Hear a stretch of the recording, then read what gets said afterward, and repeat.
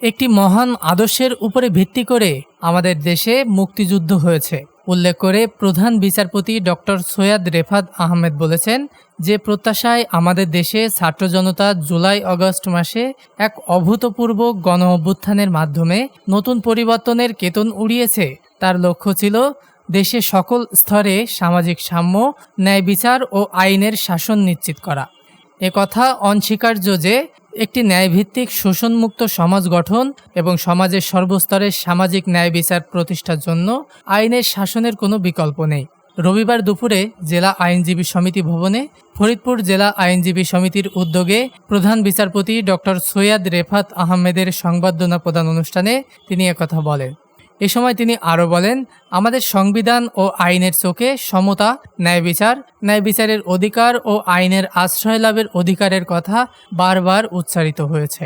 উক্ত অনুষ্ঠানে জেলা আইনজীবী সমিতির সভাপতি অ্যাডভোকেট আব্দুল কাদের মিয়ার সভাপতিত্বে বক্তব্য রাখেন জেলা দায়রা জজের বিচারক জিয়া হায়দার, জেলা প্রশাসক Kamrul Hasan Molla, police super Abdul Jalil, advocate Modasser Ali Isa, advocate Subal Chandra Saha, advocate Zahid Bepari প্রমুখ। এর আগে সকালে প্রধান বিচারপতি বিচার প্রার্থীদের জন্য আদালত চত্বরে স্থাপন করা বিশ্রামাগার ন্যায়কুঞ্জ উদ্বোধন করেন এবং আদালত চত্বরে বকুল ফুল গাছ রোপণ করেন। পরে তিনি আদালতের বিভিন্ন এজলাস পরিদর্শন করেন। দীপঙ্কর বর্মন, নিউজ ডেস্ক, দৈনিক রানার।